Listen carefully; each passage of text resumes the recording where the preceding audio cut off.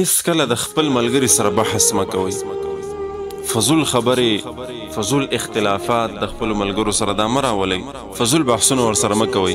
رسول الله صلی الله علیه وسلم د دریو خبرو نه منع فرمایلې ده چې د خپل ملګري سره به هیڅ کله دغه درې قسمه خبرې په خپله ملګرتیا کې مه راولئ.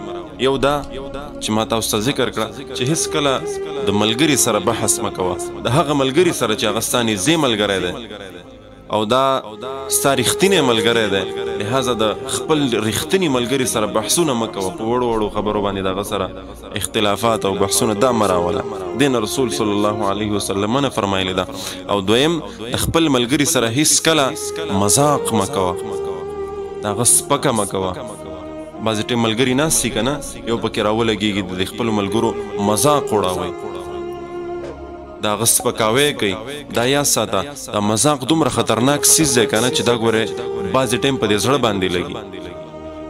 بعضې ټایم په ته د ګپ نه یو خبره داسې وکړي چې هغه به ستا د ملګري په زړه باندې ولګېږي او دغه وړه وړه خبره په دې زړه کې جمع کېږي.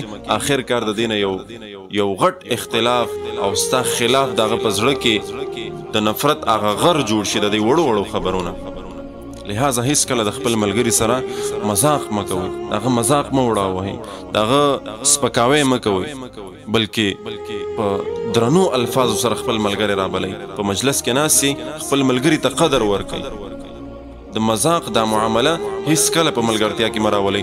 او دا یاد ساتئ د کمې ملګرتیا په درمیان کې چې مذاق راننوځي که نه، نو دا ملګرتیا بیا ملګرتیا نه پاتې کېږي. دا مینه چې دی دا بیا په نفرت سره بدلیږي. لہذا ډېر احتیاط کوئ.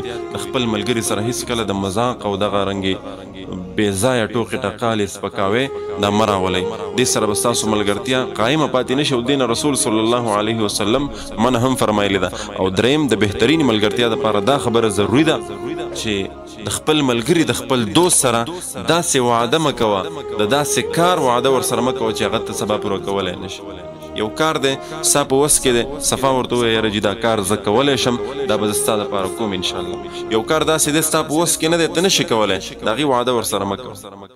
په دې کې فایده دا ده چې په دې سره به ستا ملګرتیا قایمه پاتې شي.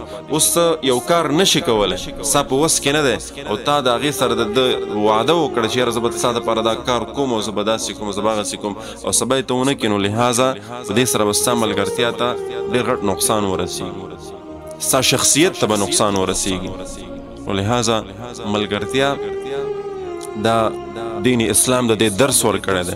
او رښتینې ملګرتیا دا په زندګۍ کې یو بهترین نعمت وي. رښتینی ملګری نه دی، خوش اخلاقه، ستا عزت ساتونکی او تا سره په اخلاص سره ملګرتیا کوونکی، تا سره په اخلاص سره مینه کوونکی چې هغه ستا تکلیف خپل تکلیف وګڼي، ستا درد خپل درد وګڼي.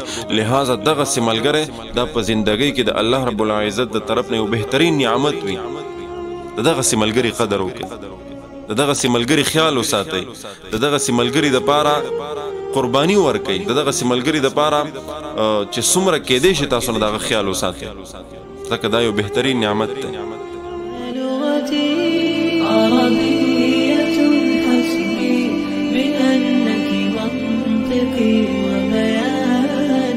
عربية قلبي وروحي